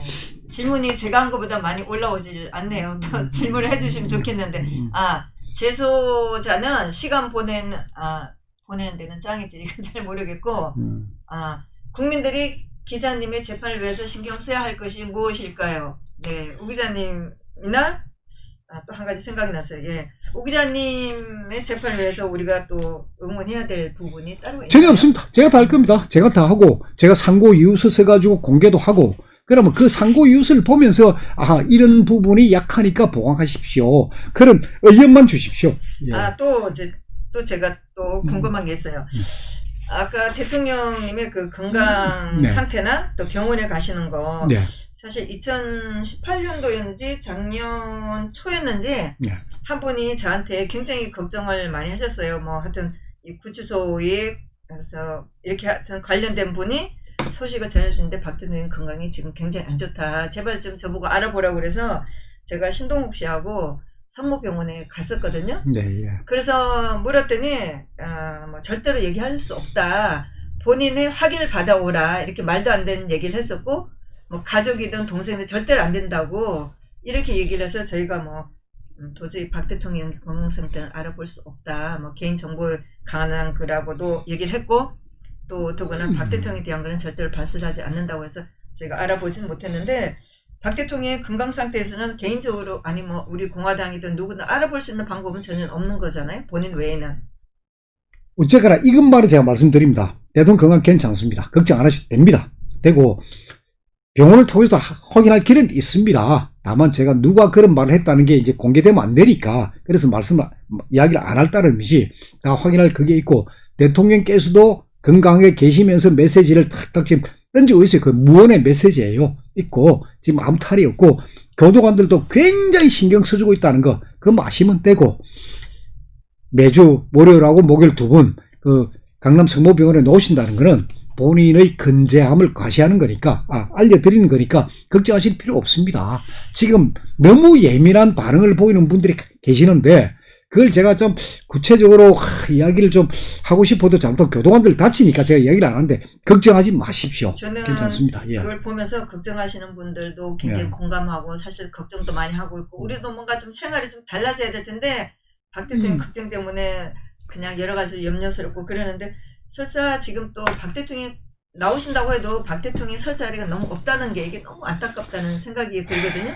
빨리 우리가 뭔가 좀 이렇게 좀 만들어놔서 박 대통령이 한마디를 해도 이걸 받아들일 수 있는 그런 바탕이 돼야 되는데 아직 그 정도가 못 됐다는 것이. 근데 일단은 분위기인데 말이에요. 국민들의 여론, 국민들의 민심인데 제가 서울구치소에서 제가 느꼈던 거는 물론 저하고 같이 수용된 사람들 같이 생활했던 사람 많지는 않습니다. 저는 동부구치소, 서울구치소 있었고 쭉 돌아다니면서 많은 사람 만났는데 그중에서 제가 제일 놀랐던 게 박근혜 대통령에 대한 업적에 대한 재평가가 있어야 된다. 그런 이야기는 제가 여러 군데서 들었고 특히 저하고 같이 이제 있었던 한 수용자입니다. 이 사람은 나이가 40대 후반이고 강남에 사는 강남 좌파예요. 중국 전문을 하신 분이고 사업을 하다가 이제 소위 배임 혐의로 이제 저한테 들어왔는데 그러니까 이 사람도 이야기 딱 그거예요. 자기가 그동안에 신문과 방송 안 봤다. 밖에서는. 근데 여기 서울구치소에 들어와가 신문방송 처음으로 봤다. 쫙 보면서 문재인 하는 꼬라지 보는 게 이건 아니다. 결국 박근혜 대통령이 공무원 연금 개혁일이 하셨던 그 작업들이 개혁 작업이다. 이게 제대로 평가돼야 된다. 그런 얘기를 하더라고요. 그래서 이 수용자들도 제가 굳이 강요할 필요 없습니다. 수용자들의 생각이에요. 그분들이 보고 난 뒤 신문을 보고 방송을 보고 난 뒤에 그런 이야기를 하고 있고, 그리고 제가 오늘 일부러 이걸 하나 들고 나왔는데 이게 뭐냐면은 보니까 많은 분들이 안 보셨던데 네, 저도 말씀하신 거 지난번에 말씀하신 그걸 못 이게- 본 것 같거든요. 이게 소위 조선일보의 광고예요. 조선일보 전면 광고, 의견 광고에 이게 조선일보 의견 광고, 전면 광고고 다른 신문에 전혀 안 실렸는데 이게 뭐냐면 이제 우리 국민들은 그것의 진실을 알고 싶다면서 5가지예요. 여기 보면 이게 나라냐, 그리고 뭐 이게 이 나라가 죄인 너 거냐 하는 막 그런 표현이 있는데 처음에 첫째 질문이 뭐냐, 문재인 정부 여당에게 묻는다. 나라가 네 거냐? 첫 질문이 이렇습니다. 그리고 여기 5가지 질문을 해놨는데 제가 보면서 야, 이거 누가 썼는지 참 잘 썼다 이거. 자, 두 번째 질문 제가 읽어드리겠습니다. 두 번째, 질병관리청에 묻는다. 코로나19의 정체는 무엇인가? 우리 국민들, 아니 어떤 때는 이거 환자 확진자 숫자가 늘었다가 줄었다가 이거 뭐 마음대로 하는 거 아니냐, 그 부분에 대한 질문이에요. 셋째, 한국 교회 각 교단 총회와 기독교 단체에게 묻는다. 코로나 정치 이대로 좋은가? 물론 이건 기독교 단체를 염두에 둔 광고가 맞습니다. 여기 있고, 네 번째, 중앙선거관리위원회와 대법원에게 묻는다. 4.15 총선은 정의로웠는가? 다섯 번째, 국민에게 묻습니다. 기독교를 아십니까? 이게 보니까 기독교 쪽의 광고인데, 이거 뭐, 우리 국민들이 진짜 외쳐야 될 소리가 여기 다 있어요. 아주 짧고 간단하면서. 그래서 저는 이 광고를 보면서, 야, 참 이런 목소리도 있구나 하고 있는데, 저하고 같은 방에 있었던 다른 재소자가 여기 또, 자기 얘기를 봤대, 이 광고를. 야, 밖에서 이런 분위기가 있다. 그리고 제가 밖에 나와가지고 다른 신문들 확인해 보니까 이 광고 아무데도 안 실렸습니다. 이게 딱 조선일보 한 군데로 실렸어요, 이게. 우리가 앞으로 이거를 좀 크게 현수막을 만들어갖고 예. 서명대에서를 좀 알리면 좋을 것 같아요. 그렇죠. 보세요. 나라가 네 거냐, 원전이 네 거냐, 기업이 네 거냐, 아파트가 네 거냐, 이러려고 대통령이 되었나, 이런 그거예요. 이거 보면서 야, 역시 이런 이 국민들의 반응이 결국은 이게 민심으로 폭발이 돼야 되는데, 지금 키르기스탄, 중앙아시아에 있는 키르기스탄이 결국은 10월 5일 날 완전히 지금 뭐 부정선거로, 부정선거를 비판하는 국민들, 그냥 그 뭐 쿠데타 비슷하게 네. 대통령궁을 점령하고 지금 큰 일이 벌어지고 있어요. 그 부분은 제가 거짓과 진실 방송에서 제가 쭉 그 설명해 드릴 겁니다. 키르기스탄 그 사태가 따져보면은 이 문재인 정권의 어떤 최후의 모습이 아닐까. 그거는 제가 뭐 별도로 제 방송에서 말씀드리겠습니다. 그러니까 우리 뭐 10월 3일이나 10월 9일 집회를 철저하게 막았겠죠. 뭐 북한보다 지금 더한 그런 상태로 막았는데, 또 제가 구치소에 계신 분들한테 제가 뭐 우리 공화당의 활동이나 그 애국 활동을 하시는 분들의 이렇게 사진 같은 걸 많이 보내드렸거든요. 예. 그게 그 안에서 어땠었나요? 같이 돌려보기도 예. 했나요? 그러니까 진아 씨가 보내준 사진들, 이걸 대봉투에 넣어 보낸 거 그대로 제가 다 옵니다. 제가 다 받아보니까요. 제가 다 갖고 있습니다. 나중에. 그러니까 전혀 손 안 댑니다. 서울구치소에서 이건 빼고 뭐 이건 어쩌고 하는 전혀 없고 그게 다 오고, 그럼 그게 들어오면 저는 우리 방에 식구들 관심 있으면 제가 다 보여줍니다. 그러니까 전부 다 우리 방에 있었던 식구들, 그리고 다른 방에 몇 사람들, 다른 방으로도 갈 수가 있나요? 예, 다른 방에도 다 보여주고 제가 합니다. 거기에 이진아 씨 이름 다 알고 있습니다. 아니 뭐 그거보다 그런 밖에서 활동하는 그런 거를 보고 그분들의 반응들이 있었나요? 관심이 있으니까 보여달라는 거예요. 그리고 뭐 이진아 씨 일날 좀 알려달라고 자기 직접 편지 쓰고 싶다고. 그래서 그건 곤란하다. 저는 사실 예. 우지아님께서 혼자 계시질 않고 여러 사람과 같이 있다는 것이 굉장히 좋았다고 생각하거든요. 예. 제가 우리들이 보내는 자료를 그 사람들이 좀 같이 보고 밖의 소식을 좀 알았으면 하는. 그러니까 그거와 마찬가지로 박근혜 대통령한테 자료들, 편지들 보내십시오. 보내시면 다 들어갑니다. 다만 책은 못 들어갑니다. 책만 빼고, 책이나 성경이나 이런 부분만 빼고 나머지 밖에서 그 행사들 모임들 그거 전부 다 칼라로 말입니다. 프린트 딱 해가지고 A4 용지 대봉투에 딱 넣어 보내주십시오. 다 봅니다. 그리고 그게 안에 있을 때 그게 사실 뭐랄까 희망이 됩니다. 저도 하루에 한 10몇 통씩 날라오니까 그 쭉 보면서 밖에서는 이렇게 살고 있구나 하는 거 알면서 또 제 자신을 한번 반성해 보기도 하고 그렇습니다. 책은 사실 뭐 그전에 어떤 분도 저한테 책을 보내겠다 이렇게 했는데 제가 그랬거든요. 책은 굉장히 주관적인 거라 독후감을 보내면 되는데 책을 보낸다는 것은 좀 그렇거든요. 제가 원하는 책을 보고 싶지 보내준다고 해서 뭐 안에 있는 분들은 다 알긴 하지만 보내준다고 해서 다 뭐, 읽고 싶지는 않거든요. 뭐 그런 것도 토크를 보내주면 예. 그분들이 골라서 이렇게 보든가 그렇게 난 것 같고 그렇죠. 아까 뭐 코로나 때문에 안 된다고 하셨으니까 예. 지금은 그렇고 자, 그래 인터넷 서신이 있으니까 인터넷 서신은 A4 용지 한 장에 다 이거 맞춰야 됩니다. 그러니까 양이 많지는 않는데 그 우리 공화당 그 당원들께서 저한테 매일 인터넷 서신을 보내주십니다. 그거는 소위 정보예요. 정보를 저한테 이런 정보도 밖에 버려지고 있는 이런 정보들을 저한테 알려주니까 저는 상당히 도움이 되었습니다. 그게 티벳 문제에 대한 정보도 제가 배웠고, 예, 많은 걸 제가 배웠습니다. 그런 것도 그분들하고 같이 공유를 하셨었나요? 아, 예. 우리 방에 있는 그 수용자들, 그 사람들, 저도 보고 싶습니다. 그래, 봐라. 이거 뭐, 공개 안 할 이유가 없으니까 제가 다 보여주고. 예. 오 기자님이 나가셔갖고 그분들이 섭섭해했을 것 같아요. 죄송합니다. 예. 왜냐하면 고급 정보가 오 기자님한테는 많이 갔을 것 같고 또 여러 사람들이 오 기자님한테 연락을 했을 것 같으니까. 아니, 뭐, 저는 그분들한테 다른 것보다는 그분들이 좀 자기 사건에 대한 이야기를 하면 그건 제가 도와드립니다. 도와드리고 필요하면은 제가 이제 탄원서도 제가 써드리고 뭐 반성문도 써드리고 하는 그건 다 도와드리고 하는데 그 수용자들의 특징 중에 하나가 이 거짓말을 많이 합니다. 자기 이야기를 잘 안 해요. 잘 안 하기 때문에 그건 상당히 냉정하게 봐야 되고 그리고 저 같은 경우도 아까 이야기했던 박근혜 대통령 업적 그러니까 개혁에 대한 재평가 작업이 필요하다는 그 친구는 바로 제 일주일 전에 들어온 친구예요.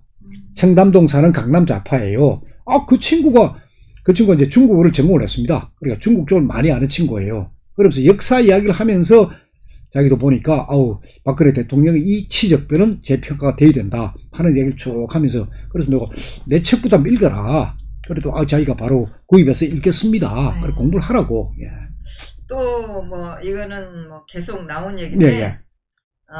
박 대통령 형 집행 정지. 사실 이거는 우리도 서명받는 걸 전국적으로 하고 있는데 예. 이거가 뭐 어떤 효과가 있는지 아니면 우리가 앞으로 더 효과적으로 박 대통령 석방을 위해서 우리가 뭘 해야 될지 이런 게 좀 궁금하거든요. 그렇죠. 지금 이제 박근혜 대통령 형 집행 정지는 어쨌거나 그 부분은 서울중앙지검 공판부 소관입니다. 그래서 그쪽을 계속 지금 물을 두드리고 있지만은 지금 뭐 서울중앙지검 보십시오. 그 전혀 움직이지 않으니까 그거는 이제 잘 안 될 것이고 대신에 지금 박근혜 대통령이 지금 재판하고 있습니다. 대법원에서 다시 지금 재판하고 있습니다. 작년 8월 29일 날 대법원이 이제 1차 선고 때 그때 대통령께서 항소나 상고를 하지 않았지만은 파기환송심 재판부에서는 그런 부분도 반드시 살펴라 해가지고 파기환송심 판결문을 선했는데 파기환송심 재판부에서 뭐 대충 해가지고 올렸어요. 대충 해가 판결 선고를 했는데 검찰에서 박근혜 대통령에 대한 그 형량 그 마음에 안 든다. 걔가 상고가 돼가 지금 상고심 재판 중에 있습니다. 그래서 그게 사건 번호가 2020도 9836 이 사건 번호가 다 있습니다. 지금 현재 심리 중인데 제가 구속되기 전에 이제 파기환송심 재판 2심 결과가 나왔고 그리고 난 뒤에 검찰에서 상고를 하는 바람에 이게 대법원에 가서 대법원에서 지금 재판부에서 심리 중이다 하는 것까지 그리고 이제 국선 변호인이 선임됐습니다. 최진혁 변호사라고 국선 변호인이 선임됐는데 오늘 아침 제가 최진혁 변호사가 통화를 좀 했습니다. 이 재판에 제가 도와드리기 때문에 그리고 이 변호사가 보니까 또 대구 쪽이에요. 대구 쪽 변호사고 이래서 좀 그 이야기 들 줄 알았는데 뭐 완전 시국 사법이에요. 우종창은 그러니까 당신하고는 만나면 안 된다 이게 그러니까 제가 그 대통령 대법원 이 재판에 제 나름의 의견서 이걸 국선 변호사를 통해서 좀 제출하려고 마음을 먹었었는데 일단 오늘 아침 뭐 거부당했습니다. 예. 박 대통령 그 파기환송심 선고가 나오고 나서 우정창 지사님이 그 설명을 해줘야 되는데 예. 하다가 바로 구속돼 버렸죠. 예.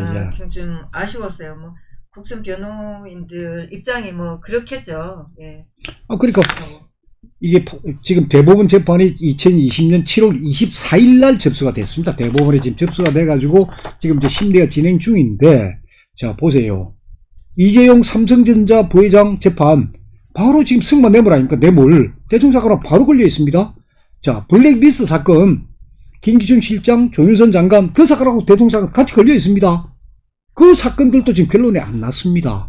그러면 법원이 어떻게 결론을 내릴 겁니까? 이재용 회장의 그 파기환송심은 10월 26일 날 재개된다고. 예. 그렇죠. 재개가 되고, 예. 네. 그 부분 또 이재용 부회장 파기 한송심 재판부에 대해서 재판부를 바꿔라고 박영수 특검에서 계속 제동을 걸다 보니까 이제 재판이 못 이루어진 거예요. 그래서 특검 주장 잘못했다. 그래서 이제 그 재판부에서 그대로 이제 이재용 부회장 걸 하는데, 제가 서울구치소에서 놀랐어요. 서울구치소 교도관들 그리고 수용자들 사이 인기 짱이 이재용이에요. 뭐 매너 때문에 그런가요? 아니면 거기 냉장고를 넣어줘서 그런가요? 매너. 그러니까 독방에 그걸 했지만 아주 사람이 반듯하고 누구를 봐도 인사를 하고 그리고 다른 사람을 베풀고 그리고 의무실 아무도 안 갔답니다. 그리고 왜냐하면 뭐 재벌 총수나 나이 좀 들고 하는 사람들은 정 안 되면 막 의무실에 가서 들어 누우면 돼요. 아니면 휠체어 타고 다니면 되거든요. 근데 이재용 부회장은 나는 서울구치소에 들어와서 절대로 내가 의무실 신세를 지지 않는다. 그렇게 교도관들한테도 이야기를 했던 모양이에요.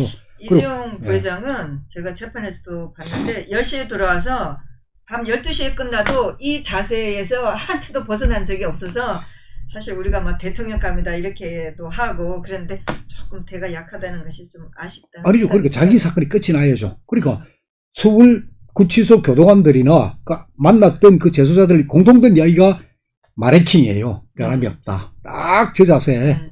그건 대단한 그건데. 한번 그 구치소 호송차를 타고 가는 모습이 저한테 찍혔거든요. 예. 거기서도 똑같은 자세로 있는 걸 보면 참 교육을 너무너무 잘 받았다 그렇죠. 이런 생각은 해요. 예. 가정교육도 잘 받았고 그리고 절대 다른 사람한테 피해 줄 사람도 아니시고 그리고 박근혜 대통령은 재소자들이 만날 수가 없으니까 그리고 남자 교도관들은 대통령 못 만납니다.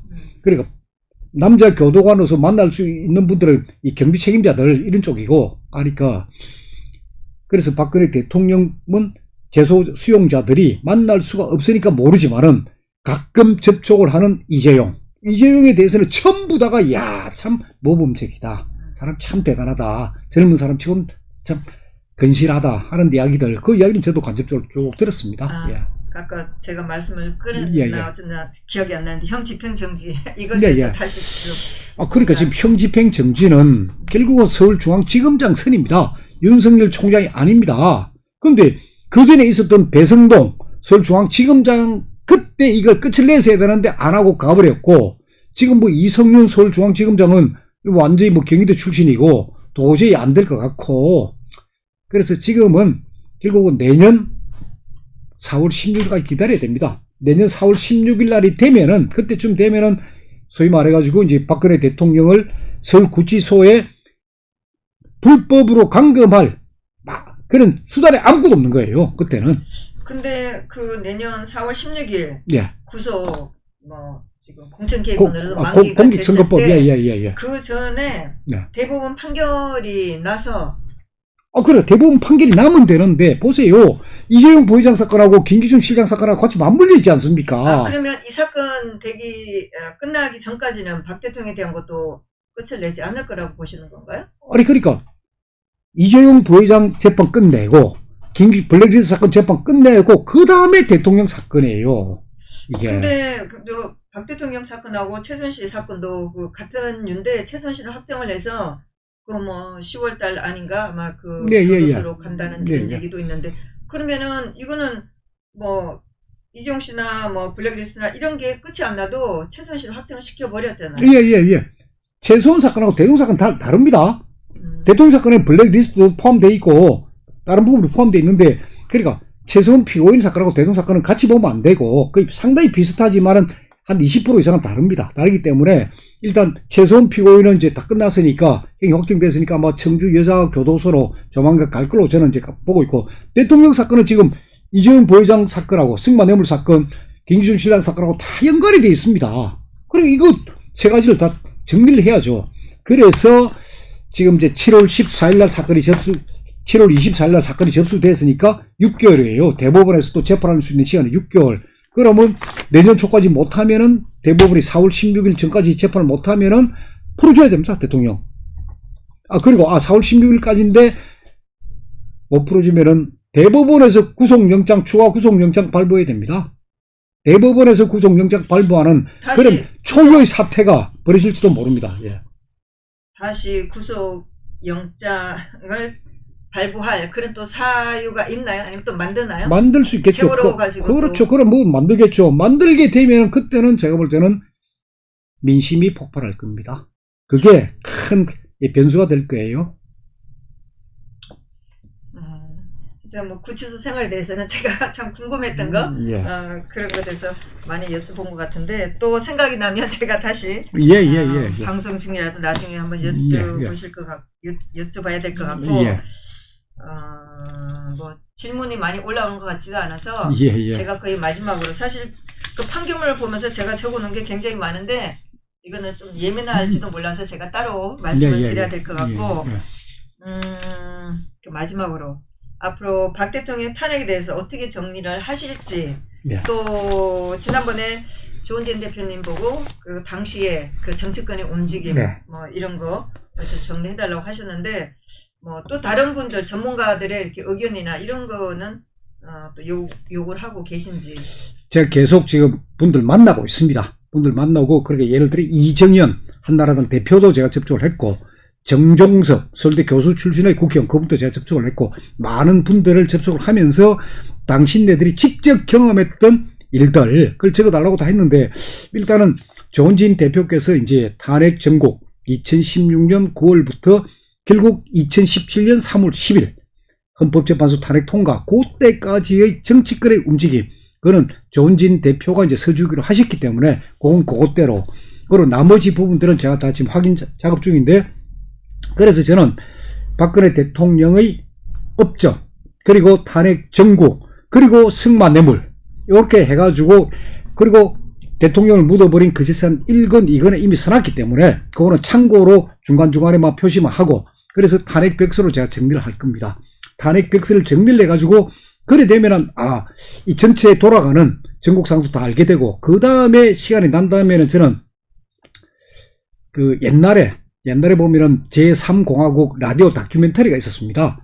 그러니까 제3공화국의 역사를 11시 50분부터 12시까지 10분 단위로 라디오에서 쫙 들려줬는데 아주 저도 잘 들은 기억이 있습니다. 아주 재미가 있어가지고 그래서 박근혜 대통령 탄핵의 진실을 저도 이거를 다큐멘터리로 만들어가지고 이미 제가 나름대로 정리한 책들이 있으니까 그걸 만들어가지고 성우들이 제 목소리가 아니고 성우들이 읽어주는 그러니까 눈으로 보는 책이 아니고 귀로 듣는 다큐멘터리 탄핵 백서 그것도 제가 시간이 나는 대로 그것도 만들 생각을 제가 갖고 있습니다. 그렇게 해야 지금 나이 드신 분들도 제 책을 읽고 싶어도 눈이 침침하다는 거예요. 그래서 듣는 게 훨씬 낫습니다. 오디오북으로 만들 수 있으면 제일 좋은데 아직 제가 지금 역량이 부족하다 보니 그건 안 되고 있고 그런 식으로 해서 나이 드신 분은 물론이고 젊은 분들도 아주 쉽게 귀로 들을 수 있게끔 그런 작업을 이 많은 분들이 알아야 되니까 그런 작업을 제가 계속할 겁니다. 예. 마침 다행스럽게 오 기자님께서 구속되기 전에 예. 예상한 건 아니지만 정말 그 공병호 예. 그 방송에 나가서 예. 두 분 방송을 하셨는데 정말 너무 컴팩트하게 정리를 너무 잘하셔갖고 저희가 많이 전달을 했는데 마지막에 하시면서 성마 부분에서 하기로 했는데 구속이 되셨거든요. 예. 마지막을 다시 한번 그렇게 정리해 그렇죠. 정리해야죠. 예. 생각이 들어요. 예. 그래서 늦게 이 탄핵에 대해서 깨달은 사람도 그 구속되기 전에 나갔던 그 방송 2개나 또 이제 앞으로 하실 그 성마 부분에서 하신다면 이 거짓 탄핵에 대해서 굉장히 잘 알 수 있다는 생각이 들었어요. 뭐 또 이제 질문이 또 안 올라오니까 예. 시력이 안 좋아 책을 못 읽습니다. 참 맞습니다. 아깝죠. 네. 그래서 이것을 보는 책 말고 제가 듣는 책으로 만들어서 시간 날 때마다 한 10분씩 밤에 주무시기 전에 한 번씩 듣는 그런 책을 통해 가지고 나이 드신 분, 젊은 사람들 제가 다 이걸 널리 알리고 싶은데 아직 모르겠습니다. 예. 박 대통령의 옥중 정치 기대하시는지 박 대통령 성품상 저는 거는 안 하실 것 같다는 생각이 들어요.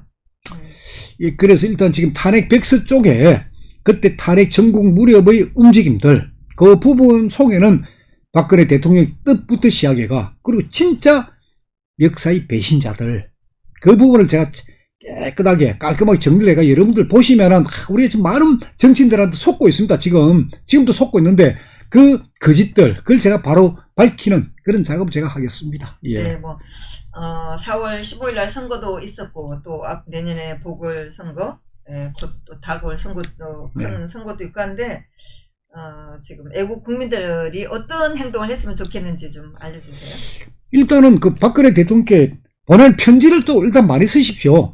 옛날에 몇백 동까지 가다가 지금 많이 준 걸로 제가 압니다. 일단 구치소에 있을 때 이 편지라는 게 큰 도움이 되니까 인터넷 서신도 좋고 아니면 편지도 좋고 하고 싶은 말들 해가지고 많이 좀 편지 보내주시는 거고, 그 다음에 이제는 우리도 사실 알아야 됩니다. 그러니까 가짜 뉴스는 우리가 가감하게 이건 가짜 뉴스 다 버리고 이젠 사실 알면서 필요하면은 사실 좀 공부 좀 해야 됩니다. 나름대로 공부를 하면서 아하, 우리 국민들이 해야 할 일이 무엇이고 과연 헌법 개헌을 한다면은 어떤 식으로 해야 될 것이고 하는 내 나름 생각도 정리도 해야 되고, 조금씩 공부를 하시면서 하는 막 그런 걸로 되면서 좀 보니까 이제 우리 공화당에 젊은 분들이 많이 계시는데 이제 젊은 분들이 나름대로 이제 행동을 하셔야 됩니다. 젊다는 게 좋은 게 아니고 그냥 행동을 하셔가지고 도움이 되는 막 그런 게 되면 좋겠습니다. 저는 정치인이 아니기 때문에 제가 할 수 있는 이야기를 이 정도만 하겠습니다. 네, 뭐 예.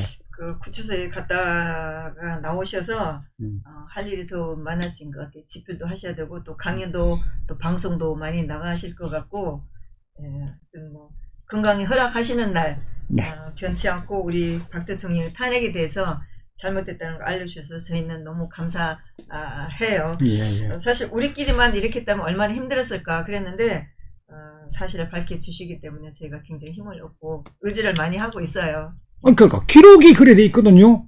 저도 다른 이야기를 듣는 게 아니고 기록, 증거를 갖고 보니까 박근혜 대통령 사건은 잘못된 거예요. 그러니까 누군가는 바로 잡아야죠. 예. 네, 뭐 이렇게 저렇게 질문도 하면서 제가 개인적으로 궁금했던 거 물어보면서 하다 보니까 시간이 웬만큼 된 것 같고, 나머지는 오 기자님께서 예민한 부분 또 제가 질문하기가 좀 어려운 거 이런 거 그럼 제 핸드폰으로 전화를 하십시오. 궁금한 게 있으면 제 핸드폰으로 전화하십시오. 제가 핸드폰으로 다 대답을 하니까요. 핸드폰으로 전화하십시오. 8월 15일 날 저희가 집회를 할 줄 알고 제가 뭐 최순 씨, 오 기자님 책 이걸 한 40권 주문을 했는데 비가 오고 집회를 못하는 바람에 그대로 가지고 있어요. 한두 권씩 또 주문하시는데 또 이제 오 기자님 나오셨으니까 책을 많이 주문을 하시고 또 모르시는 분들한테도 많이 좀 알려주세요. 네, 이렇게 해서 뭐 생각나는 대로 질문은 더 많지만 앞으로 또 하면서 살면서 오 기자님한테 질문을 하도록 하겠습니다. 네, 고맙습니다. 하여튼 오늘 또 바쁘신데 나오셔서 정말 감사하고 궁금한 것을 다 얘기해 주셔서 정말 감사합니다. 네, 고맙습니다. 네, 감사합니다. 우리는 바쁘게 움직일 수밖에 없습니다. 편히 쉴 수도 잠을 잘 수도 없습니다. 그러나 내일을 함께 꿈꿀 수 있다는 사실 하나는 약속할 수 있습니다. 그래서 우리는 위로가 됩니다. 때론 용기가 되고 때론 정의가 되기도 합니다. 오늘도 희망을 품고 나아갈 수 있도록 대한민국 국민 모두의 꿈을 지키는 우리는 당신의 벗입니다. 우리 공화당